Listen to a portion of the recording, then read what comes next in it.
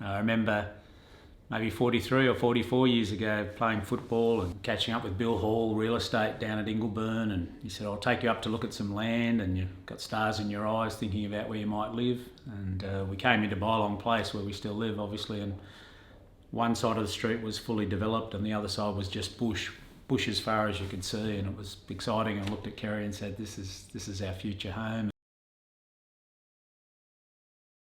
Kerry and I had lived in Liverpool, or Casula and Liverpool, so to me it just felt natural to come out here. All of our children went to St Thomas More Catholic School, a wonderful school, lots of school fetes up there, lots of pass the ball competitions that we'd run. And most people see my ugly head around town and think, oh, that's the bloke that used to be at the West Tigers. And obviously I started my rugby league career at West Magpies in 1990. And we're filming out of the Leagues Club. We were very much a development club. We knew what we were about, and we were about getting the best of both the areas. And obviously in the Campbelltown area, you know, Scando came through.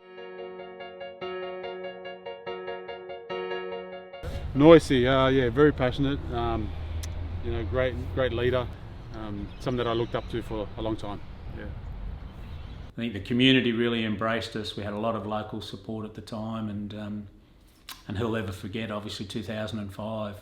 I remember when we qualified for the final, we played here at Campbelltown Sports Stadium, and a lady jumped the fence in this bottom end and ran out into the field, and security sort of raced out, and I said, no, she's just excited that we've actually got into the semi-finals. Our culture and what we were about was very different. At another ground that would have probably been an issue, but here it wasn't. It felt like 40,000, but it was probably 5 to 10,000 people out here.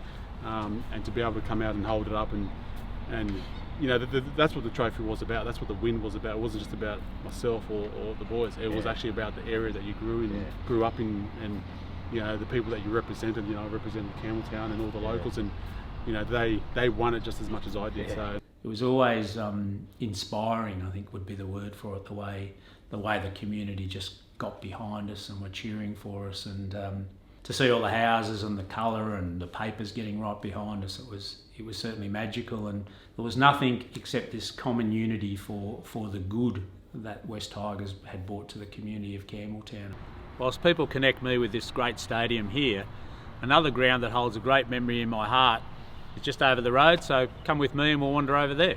So here we are at Campbelltown Athletic Centre, home of the 24-hour cancer walk.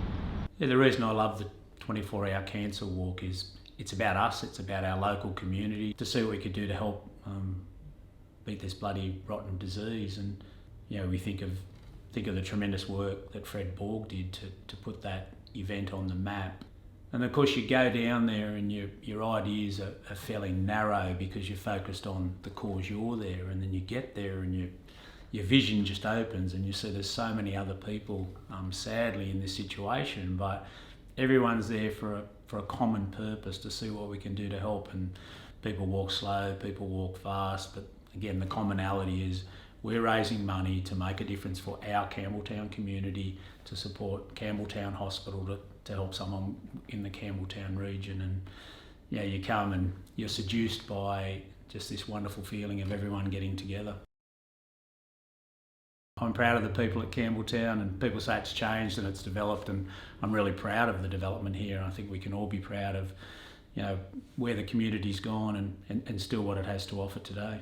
It's good to step back and think, wow, 200 years. If the first people could come back from 200 years ago and rise and see what they see today, they'd have big smiles on their face. They'd be thinking, wow, the challenge of getting here 200 years ago, which would have been bloody tough, they would open their eyes today and go, thanks Campbelltown, you've done us proud. Hi, I'm Steve Noyce, a voice of Campbelltown.